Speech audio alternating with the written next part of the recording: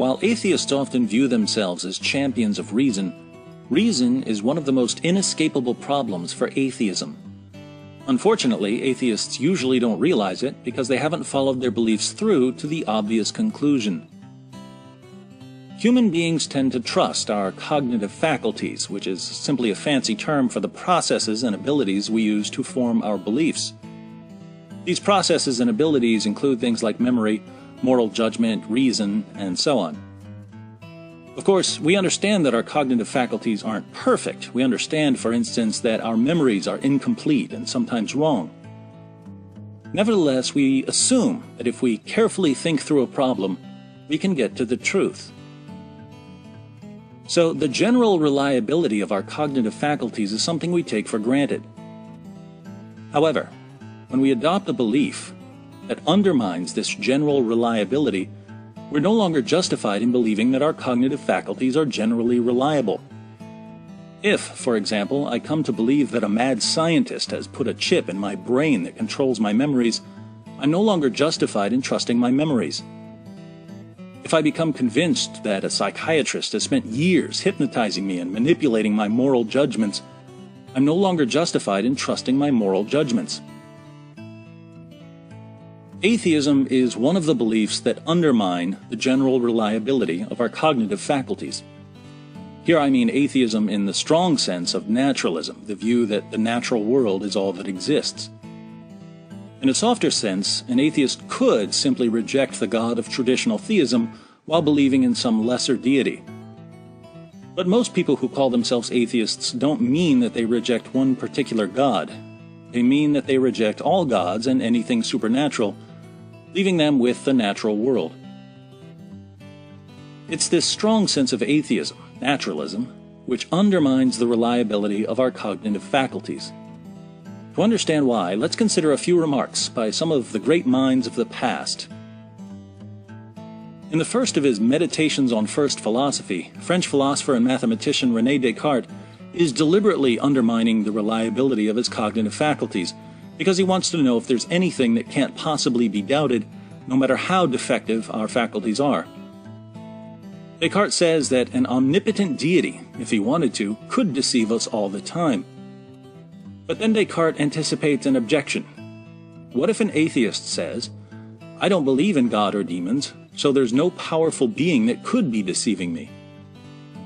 Descartes quickly dismisses the atheist by insisting that the weaker the cause, the weaker the effect. He writes, "Perhaps there may be some who would prefer to deny the existence of so powerful a God rather than believe that everything else is uncertain. Let us not argue with them, but grant them that everything said about God is a fiction.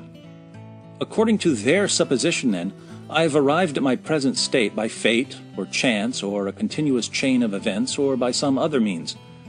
Yet since deception and error seem to be imperfections, the less powerful they make my original cause, the more likely it is that I am so imperfect as to be deceived all the time."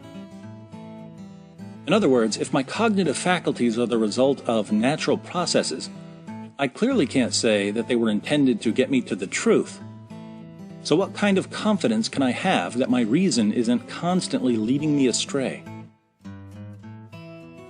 The Scottish philosopher David Hume has a partial response.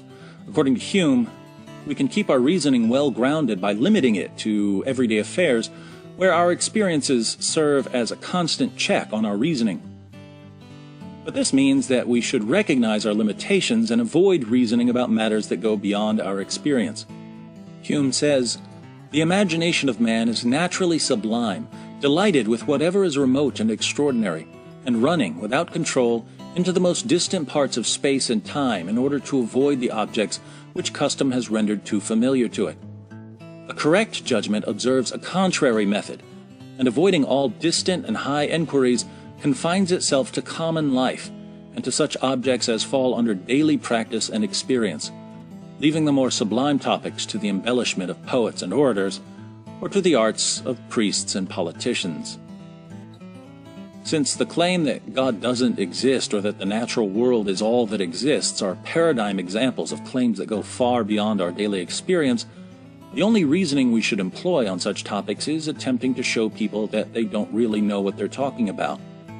Hume did precisely this against theism in his dialogues concerning natural religion, but it's important to note that he would have taken a similar stance against naturalism.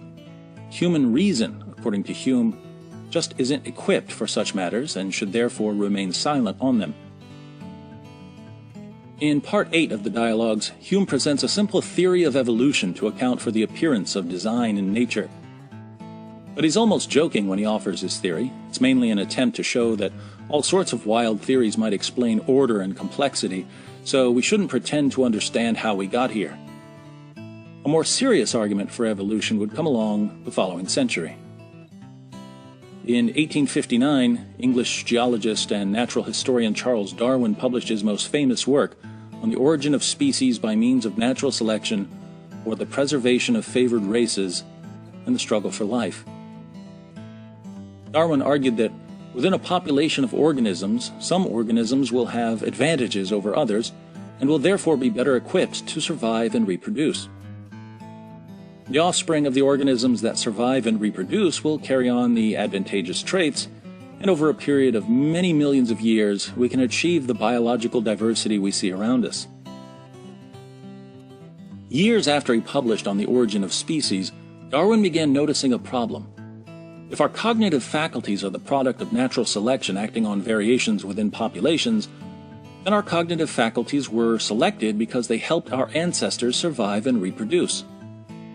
But the kinds of traits that help us survive and reproduce have to do with finding food, finding shelter, and finding a mate. So the abilities we have were selected by the exact same process that gave other animals their abilities. How could such a process give us cognitive faculties that can be trusted with questions of philosophy or theology or ethics? Darwin lamented, "With me the horrid doubt always arises whether the convictions of man's mind, which has been derived from the mind of the lower animals, are of any value or at all trustworthy. Would anyone trust in the convictions of a monkey's mind, if there are any convictions in such a mind?" Our cognitive faculties may be more advanced in certain ways than the cognitive faculties of a monkey, but the mechanisms that produced them are the same in both cases. We wouldn't trust the convictions of a monkey's mind. Why trust our own? Because we're smarter? How much smarter? Enough for us to explain ultimate reality or the origin of the universe or the origin of life? How in the name of common sense can we trust our mutant berry-finding ability to do things that go vastly beyond what it was selected to do?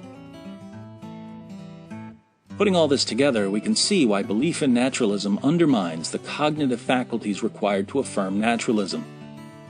As Darwin eventually noticed, if our faculties were selected to find food and find a mate, we have no basis for trusting our convictions, and this obviously includes the conviction that the natural world is all that exists.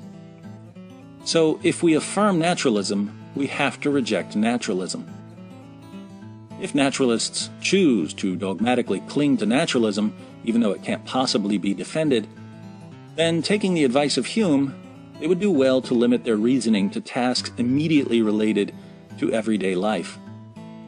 And following Descartes, if naturalists aren't happy being so confined by their weak cause, perhaps it's time to believe in a more powerful cause. For more on the argument from reason, click on this epic video.